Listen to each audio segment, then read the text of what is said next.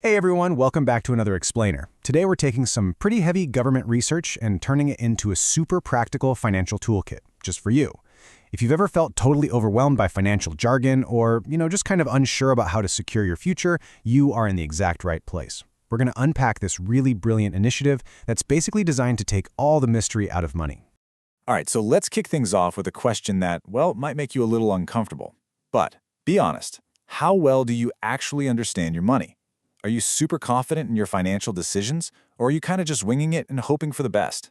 Look, if answering that makes you a bit anxious, trust me, you are absolutely not alone in figuring this out. In fact, on a global scale, this is a massive issue. Check this out. In a huge 2020 OECD survey that measured adult financial literacy around the world, the global average score was a measly 12.7 out of 21. That's barely 61%. Basically, this means that globally, most adults just lack the basic awareness and skills required to make sound, secure financial decisions. It's this massive, systemic gap, and it leaves people really vulnerable. To help fix this, we're going to treat today's explainer like a fast-paced masterclass.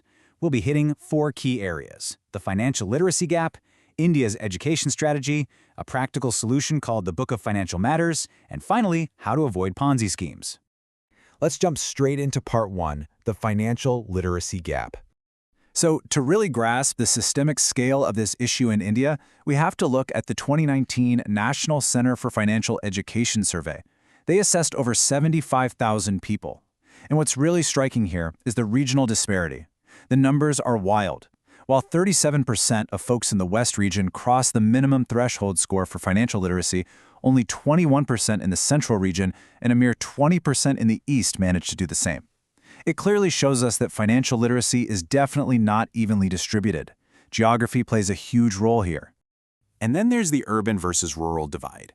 Now, the gap between urban and rural populations achieving minimum literacy has slightly shrunk, from 9% in 2013 down to 8% in 2019, but a significant divide still persists across the country. And, when millions of people in rural areas aren't equipped to handle modern financial tools, their economic mobility is severely stunted. Which brings us to Section 2, India's education strategy.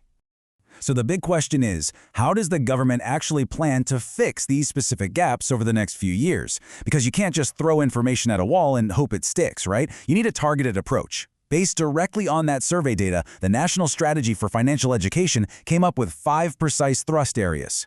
They're focusing on boosting literacy among women, hyper-focusing on those lagging East, Central, and North zones, bringing targeted attention to rural India, stepping up initiatives for groups with lower formal education, and zeroing in on adults aged 50 and above.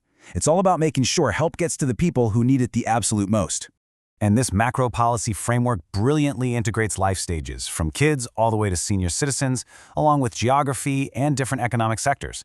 The ultimate goal? Building a financially aware and empowered India. It's basically a holistic blueprint for financial inclusion and consumer protection. All right, moving on to Section 3, the Book of Financial Matters. Now, macro policies are great on paper, but how does the average person actually learn this stuff day to day? Well, to reach the common man, the Investor Education and Protection Fund Authority, or IEPFA, commissioned a series of 6 short, super relatable films called Hisab Kitab, which translates to The Book of Financial Matters. Launched back in 2021 by the Ministry of Corporate Affairs, these were designed specifically for visual media. The idea was to capture attention and deliver really powerful lessons in just 5 to 8 minutes per module. Think of the first 5 foundational modules as a sequential curriculum for your financial life. First, you learn the basics: budgeting and saving. Second, you figure out how to store that money safely in a bank. Third, accessing government benefits. Fourth is all about protecting your life and assets from disaster with insurance. And finally, number 5, you learn how to actually grow your wealth through safe investments.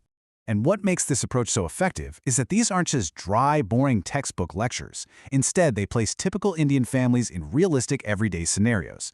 For instance, the first module tackles a super common struggle: meager household savings. It actually shows how basic monthly budgeting can build a family corpus. Then, the second module puts a family right inside a bank, completely demystifying how to actually use an operational bank account and bank cards. It acts as a perfect gateway to broader financial inclusion. Then we get to modules 3 and 4, which are a great reminder that, hey, we all need an umbrella for life's unpredictable rainy days. A lot of people miss out on benefits simply because they don't even know they exist.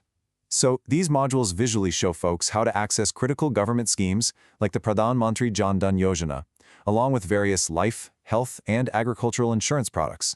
It's really all about building a solid safety net.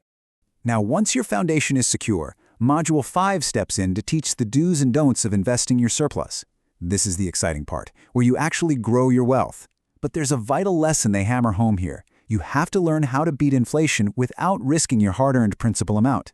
It covers equities, mutual funds, and PPF, constantly emphasizing that maximizing your returns absolutely has to be balanced with keeping your initial investments safe. Which leads us perfectly into Section 4, Avoiding Ponzi Schemes. Look, every good financial offense needs an airtight defense. And that brings us to our final and honestly probably most urgent lesson of this explainer. Because once you actually have some money, there's always going to be someone trying to take it from you illegally. The sixth and final module of Hisab Kitab is a stark warning. It depicts the exact modus operandi of scammers who prey on everyday people in the capital market. It shows exactly how ordinary investors get lured in by the promise of quick, massive returns, only to end up losing everything. It is absolutely vital to understand the mechanics of a Ponzi scheme so you don't become the next victim, handing over cash to an illegal collective investment trap. Basically, these are unregulated, fraudulent scams that promise incredibly high rates of return with little to no risk. But remember the golden rule, right? If it sounds too good to be true, it almost certainly is. They literally just use new investors' money to pay off the old ones until the entire house of cards collapses. But here's the thing. You aren't powerless. If you spot a fraud, the IEPFA provides a direct online portal to report these suspicious, unregulated schemes. By reporting them, you're allowing the government to step in and take proactive measures. You aren't just protecting your own money, you're protecting the hard-earned savings of other vulnerable investors too. So now that you've got this complete toolkit from Hisab Kitab, everything from budgeting your very first rupee to defending yourself against complex capital market scams, I want to leave you with one final thought to ensure your financial well-being. We spend our entire lives learning how to make money, but are you spending enough time learning how to protect it? Take these tools, use them, and take control of your financial narrative today.